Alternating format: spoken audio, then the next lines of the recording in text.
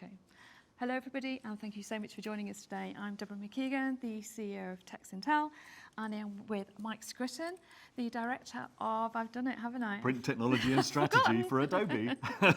Oh, it's so lovely to see you here. You too. Yeah, Good to see you again. really great to connect again. Yeah. And you have the most interesting development. It's something that I've been pursuing for a long time, and here it is. Could you tell us about the K-RIP and how you're working with Kornit? We're really excited to be working with Kornit. We've provided the Adobe PDF print engine as the underlying technology within their brand new K-RIP. It's powering their DTG devices. Okay. And it's enabling them to get consistent and accurate color reproduction, whether you're printing on cottons or polys or any blend of the two.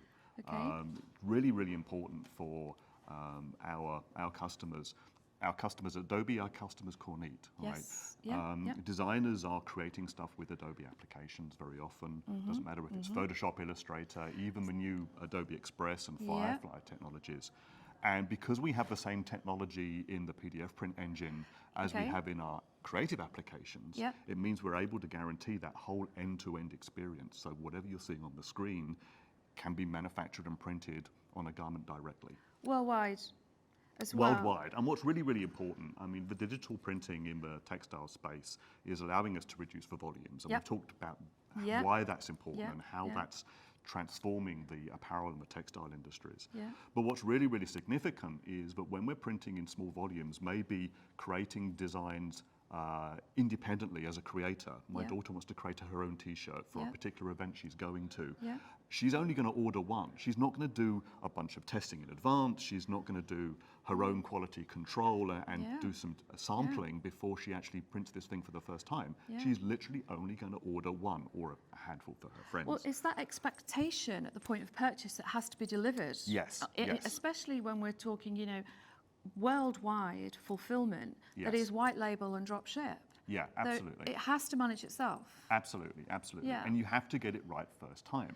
Yeah. You know, in that situation, you can't take something back to the store and say, please can I have a refund? It's not because it quite the blue I didn't quite needed. the blue I needed. Yeah, exactly. Or the design's not sharp or something else. Yeah. It's got to delight the customer first time.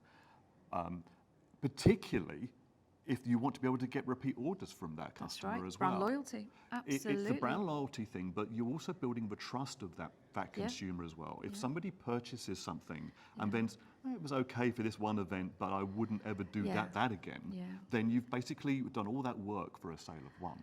You really want that designer, that influencer coming back and making more stuff or ordering more stuff and trusting.